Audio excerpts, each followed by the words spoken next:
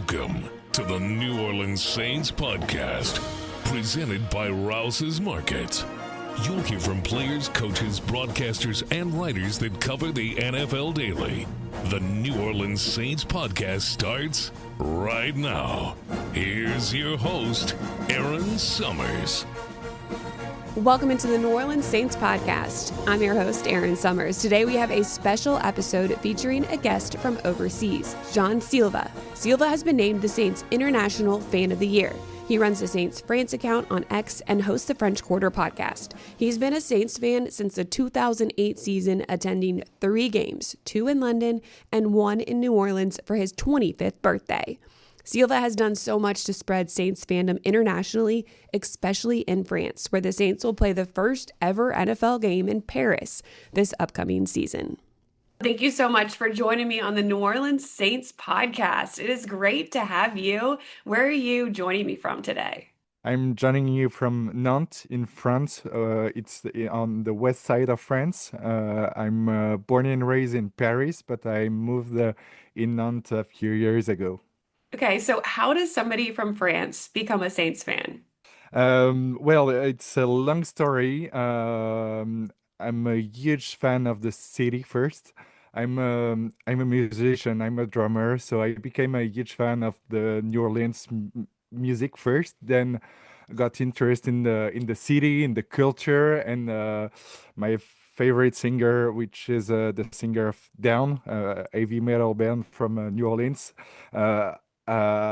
is always rapping Saints gear, and I was like, what's this? And I got interested in football this way, and I've been a fan since 2008. What was the moment then that you realized that the Saints were your team? It became like very clear from the beginning. I was really interested in the city, and it was like meant to be. You started becoming a Saints fan in 2008, so then you got to Yeah. experience the 2009 season. Not a bad Yes. way to start. No, yeah, really a good way to start. Actually, it was really difficult to catch some games in France in 2008 and 8. I was downloading games. 2009 was really the first season that I started to follow. And yeah, what a year, what a season. No, it's been awesome, and really a great way to become a Saints fan. Yeah, what is it like watching games with the time difference there? Actually, the noon games are easy because it's at 7 p.m. here. Okay. So noon games are good. Primetime games are hard. I get some few hours of sleep before watching the game. The game starts at 2 a.m., so it's a bit hard. But yeah, it's a fandom, so I don't miss any game, and usually the work the next day is a bit hard, but yeah, it's real passion. So you gotta do what you gotta do. I see you decked out in Saints gear right now. What do people Yes. say or how do they react when they see you in that gear walking around in France? Yeah, they're asking so many questions like how did you become a fan of American football? How do you understand the game? Because it's like it's a hard game to understand for us. We're not used to, but I speak with passion. I try to make it easier for them to understand, and that's uh, that's what it's all about. I started a Twitter account, a fan account of the Saints in 2015. So it's been 12 years now. We started a Saints team podcast. So my I need to no, sorry. I want to make it more accessible for everyone. Like easy listening. I'm not going into the X's and O's of the game, but I'm talking like real easy and with passion, and that's how people are attracted to the game. Yeah, you started to build a Saints community there and other fans in that Yeah. area. you guys combined to make that podcast, the French Quarter podcast. I love the Yeah. name, double entendre there. It's great. So, how have you seen the game grow internationally? Actually, it's been growing since a few years. I've been to the games in London in 2017 and 2022, and yeah, obviously the games were sold out. The vibe was really great, and I think people in France are getting more interested in the game, and it's like growing every year, and we can see it on the podcast numbers. The numbers keeps getting bigger and bigger. The last episode that we did announcing the game in Paris is the numbers are exploding. So it's yeah, people are really getting interested in it, and that's a great thing to see. You said that you've been to the international games that the Saints have played in two Yeah, times in London. What is it yeah, going to look like to have the Saints there in Paris? it's going to be crazy. You New Orleans and the friends have so much in common, so much history in common. So yeah, people are really waiting for this game, and it's going to be crazy, a huge party, and I can't wait to be there. We've seen the ties between the French and obviously New Orleans here, the culture, but you live there. So break it down for me a little bit. How do they relate? You can say it starts with the food. There's a there's a huge thing in common in the food, and you can see the influence, and that's really great. You obviously you walk around the French Quarter and you see all these French names, and that's when I went in New Orleans in 2014, I felt like, okay, this is home. This is home. This feels like France, and the city seems like a city of France, and that's crazy. Oh, I felt good in here, and Mhm. there's so much in common, and yeah, I think the history uh, makes a huge part, and yeah, obviously there's some awesome connections. Yeah, you got to visit here, New Yeah, Orleans, go to a game you said in 2014. It was your yes, 25th birthday, so what a way to yeah, it celebrate was, the Saints yeah. win. Tell me about that trip for you and being able to see them in person and go to the Superdome. It was a crazy experience. I can't lie. The atmosphere in the dome is really impressive. It's like breathtaking, huge atmosphere. Obviously, it was crazy to see Drew Brees in person. Jimmy Graham was there. Marcus Colston, which is my favorite Saints all-time Saints player, besides Drew Brees. Uh, yeah, it was really a good atmosphere. I was really surprised by the fact that the fans of the two team were partying together. Were like, this is so much different than the soccer atmosphere. And yeah, it was only good vibes and a huge party. And obviously, this is something that I will never forget. And I hope I will come back one day to New Orleans and the Superdome. You said that Marcus Colston is your favorite player. You got to meet, though, Demario Davis Demario Davis, yeah, earlier this yeah, year, last yeah. year. What was that experience like? That was my mind blowing. Yeah, that was my mind blowing. I was a little bit starstruck, obviously first. He's really impressive, and but he's such a nice guy. We talked for like 10 minutes, and then um, I saw him the next day. He remembered me, and we had a chat too. And he's so down to earth. Really, that was a great experience, and that, I'm really thankful to the organization that I have been able to meet the Mario and the Saints press over there, and I hope it's only the beginning with the Paris game, and I hope to see you all soon in Paris. We are excited to be there for sure. And because of everything that you've done in building the fan base there and your interest, you were named the Saints International Fan of the Year. How did you find that out?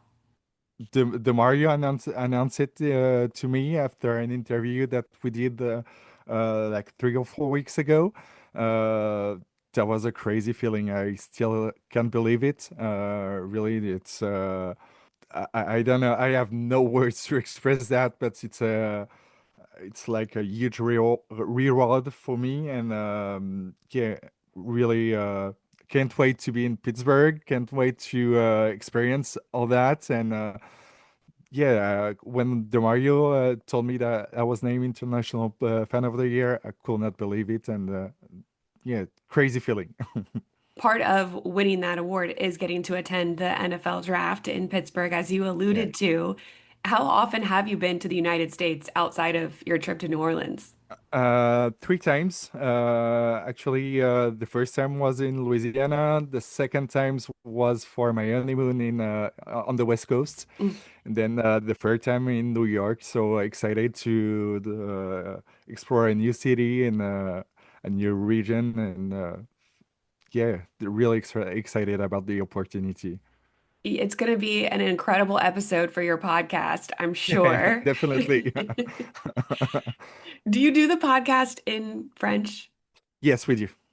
But Yeah, you do we do it. translate some things, right, for your fan base? Yes, actually we do translate some things, and like we are w waiting to for the Mario Davis interview to go out. We're going to translate it for our listeners, and on the pod we do a weekly pod during the season when we break down games. We break down all the news. So obviously translate a lot of things. We still use English words like touchdown, completion, etc. But we translate the most of the things, and yeah, the numbers are doing really well. It's been 3 years now, so we're happy. Um, and we are. It's only the beginning, and we're getting started. Okay, so in French, tell me what it means to be a Saints fan to you. Être fan des Saints, pour moi, c'est plus qu'une passion. C'est toute ma vie, on va dire. C'est quelque chose pour lequel je vis tous les jours. Je me lève, je mange Saints, je dors, je me couche, je vis Saints. Et c'est une passion que je veux partager avec le plus de monde possible. Et c'est pour ça que je fais ce podcast. I have no idea what you said. It sounded great. So tell me, what did you say? Translate it for me. Yeah, I said that I was living through the Saints. Like I'm waking up. I'm eating Saints. I'm going to sleep thinking about the Saints, and that's more than a passion. And this is something that I want to share with a lot of people and promote the franchise and the game with tons of people. It has been a fun year of change for the Saints this past season. Yeah. What are your expectations or outlook for next year? Keep on building with Tile Shock. Obviously, it's been a good surprise. The year didn't start the way that we were expecting, but yeah, good surprise with Tile Shock. Obviously, Mm. I hope that the team keeps on building with the momentum that they had on the at the end of the season, and obviously, I hope we win back the division. We'll see. Mhm. Get back to the playoff. I hope so, but I think uh, they have the right coaching staff. We just have to add some pieces around the team in the draft. Obviously, I hope I will see some good picks in Pittsburgh, some good players, And I hope that we sang back to the Mario Davis, Cam Jordan too. They need to be back, and hope we have some great addition in free agency. Yeah, we love those two as well. They've done so much for the city, and Yeah. Mario Davis has been a huge advocate for the international relationship that we have with Yeah. France and all the fans there. So I love that. You've mentioned your all-time favorite Saints players. Your current favorite player, would it be DeMario? Yeah, obviously. No questions. What was your favorite Saints moment? I gotta say the Super Bowl, of course. Outside of the Super Bowl, gonna be the NFC Championship game in '09, and that was when Garrett Outley made that field goal. It was a crazy, crazy feeling, and Mhm. I think that's the yeah, this game gotta be the my favorite game ever. And yeah, if we talk about this year, to be about Tile Shock, and I think it's going to be the that second Bex game where he gets his second W. I guess it was the second victory, and he scores two touchdowns, two amazing touchdowns, and that was my favorite moment of the season. Yeah, what's the craziest thing that you've done as a Saints fan or for the team? I guess travel to New Orleans, Yeah. make a Saints tattoo too, and You have a start a. tattoo? Yeah, I do have a tattoo on my Okay. calf. I have a huge fleur de lis, and obviously start a podcast about the Saints. Yeah, no, that's definitely dedication for sure. Yeah, Do you have any, definitely. I guess this would be on a 12 o'clock kick, so an evening game for you. Do you have any rituals, things that you have to do on a game day? I have some good food.